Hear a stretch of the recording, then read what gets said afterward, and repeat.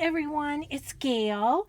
I am here as promised to show you the eco dyed papers that I had done and tell you a little bit about a couple of techniques that I've learned. I've only done 3 batches, that's my disclaimer here, but I've learned some kind of cool things and I wanted to share them with you. So basically, I was waiting until I could find a pot. So I found a pasta pot at Goodwill. That's what I've been dyeing in. And I used some 1/4 inch screening. I thought I had a piece around here. Let me just look. Sorry, I should have had that ready. But here it is. It's just this stuff. It comes in a roll from Home Depot. And so what I've done, this is like a spare piece, and I cut it in half, and then I just squash the papers in between and tie it up with a piece of wire. So that's what I do. I follow the tutorials on YouTube. There's lots of them. And so I use my pasta pot. I fill it nearly to the top. I put in 1 cup of white vinegar. I have rusty bits at the bottom.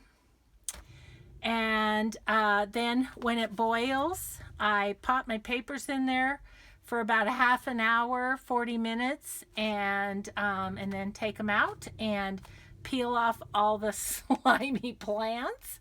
And there you go. So that's kind of how I do it, but with a couple of twists, and I'll tell you about those. So this was the first batch that I did, and they came out real light.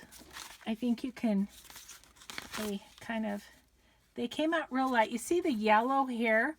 I did put some yellow food coloring in my water, and that helped a little bit.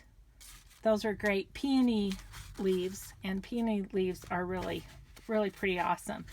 So, and then these are the papers that I did. Just the copy paper. That's all it is copy paper. Those are geraniums. Geraniums also do really well. But in my bundle, this is watercolor paper, and I have it doubled over, and again, geraniums, and they just turn out so cool. But so I put my wire, I put watercolor, and then I stack my papers and envelopes and cards and stuff in there, and then put the other watercolor paper on top and the other mesh and bind it. So I wanted to tell you that I put a little yellow food coloring in this one and got a little bit of yellow from that. But like I say, these were pretty light. Okay, fast forward to the next batch. And this batch, look at these. I'm so excited about these. Look at this envelope. Is that not gorgeous? Oh, I love it. Love how it turned out. So the only thing I did different with this batch that, as you can see if I compare envelopes, so much more vibrant. The only thing I did differently was I put red food coloring, maybe about 5-6 drops in the pasta pot. And so I'm just going to thumb through these so you can see them. Oh man, I was so thrilled with these. I just think they turned out so cool. So these are dogwood bush. That's what those are. This one is a peony leaf. This one, the little round areas are rose petals. And yeah, so rose petals there. this one, I have a Mayday tree in the back, and it's got these little, they're purple berries on the tree. And so I tried some of those, and those kind of turned out cool with just leaving little circles. A couple of cards here. Again, that's a different type of peony bush. And so, yeah, I just got to show you these papers, though. I was so happy with the results. And to be honest, I mean, I'm telling you what I did, but I didn't really know what I was doing. I just followed some tutorials. And I think it's just one of those things. You have to jump in and try it. Look at that one. Is that not awesome? So fun. So fun.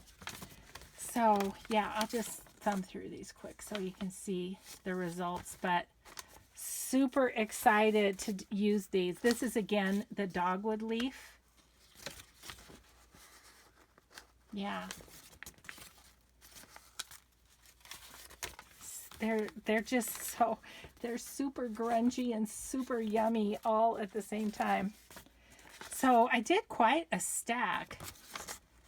I had it pretty full, and then, just tighten it down with the wire. These I think are rosebush leaves, which I tried to use the rosebush leaves that didn't have huge spikes on them.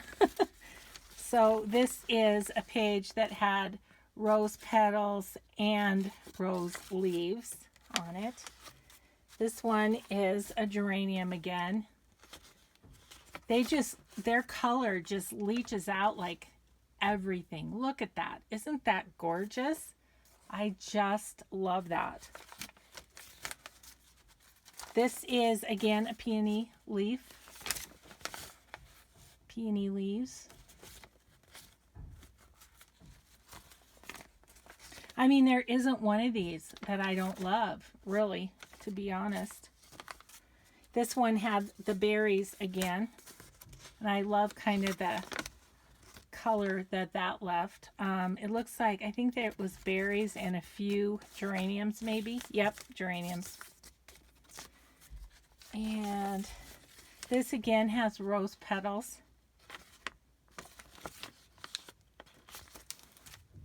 And this one.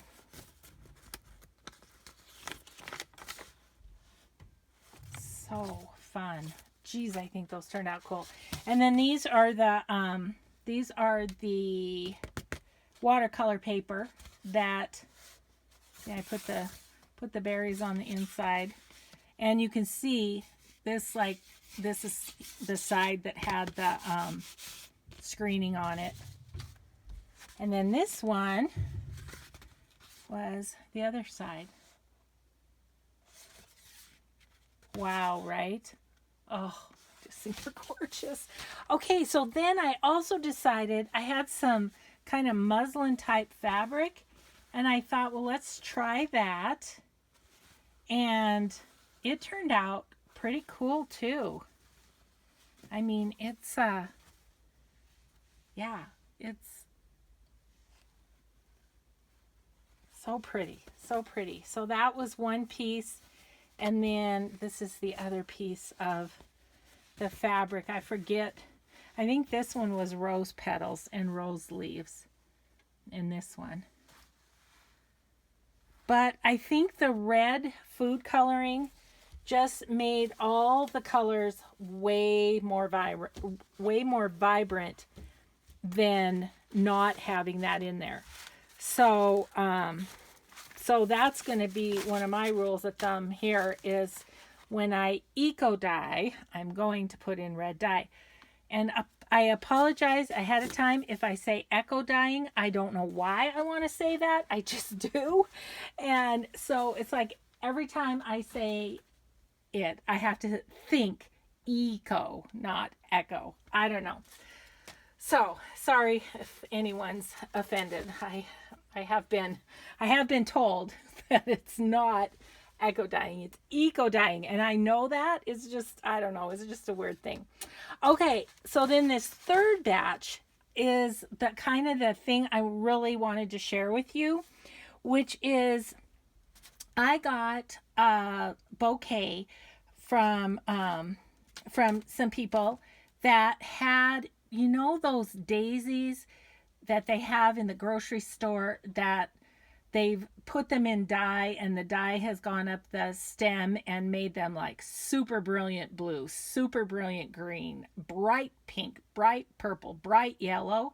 You are you are you on the same page with me? You remember those flowers?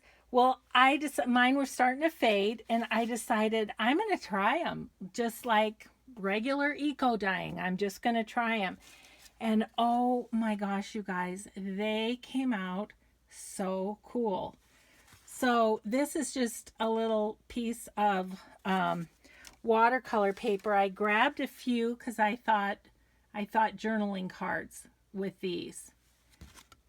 And you can kind of see the outline of the daisy, but you know, the colors are something that you're not going to get in nature really, because you know, like this really brilliant turquoise, that is that is an artificial color, but I really thought they came out cool. So wanted to share that as a technique. Look at this one. It's just muted, but yet so pretty. And I'm actually thinking these would be really fun in a boho journal, I think. So I think that's where I might go with these, but I wanted to show them all to you. Let's see, this is an envelope. And then the papers, this one kind of got ripped, but I'll still be able to use it in something, you know. And yeah, I just thought the colors were just really fun and kind of muted. And this one I put geranium with the other flowers from the bouquet. The paper got a little beat up because on those daisies, you know, they have such a big bunch right there in the middle. But look at that one. You can see the outline of the daisies. And then just the muted colors on the inside. I still haven't kind of cleaned up these papers and gotten the little bits off of them, but I just really wanted to share with you guys and show you these. Yeah, this is a really good example. See the bright green, the bright turquoise. Yeah. And then this was the other watercolor paper. Had geraniums on this side, and then the daisies on the inside. And then I did fabric with those too. So this is the kind of the first one. I don't know, maybe I need to lay that down so you can see it. But the daisy prints aren't quite as crisp as they are on the paper, but they're still there. They're still there. And yeah, it made a really pretty and yet grungy fabric. So I was excited about that. So that was batch number 3. So I really wanted to share that tip that if you get one of those bouquets, or if you just want to go buy one, you can kind of make some cool papers out of it when it starts to fade. So then the other thing I did was a little coffee dyeing. So I thought I'd share. I talked about this in one of my videos. I got this in Happy Mail, and it's a fabric. I hope you can see. It's got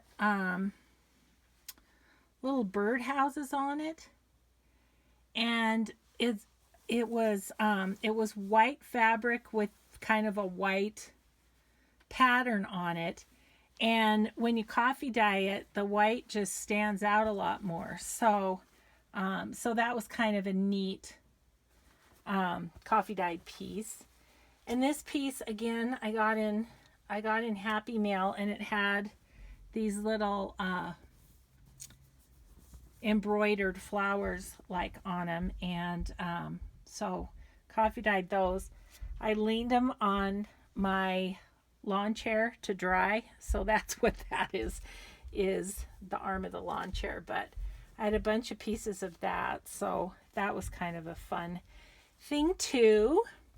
And then I coffee dyed a package of cheesecloth. I'm so excited because I was just about out of coffee dyed cheesecloth. So that was good.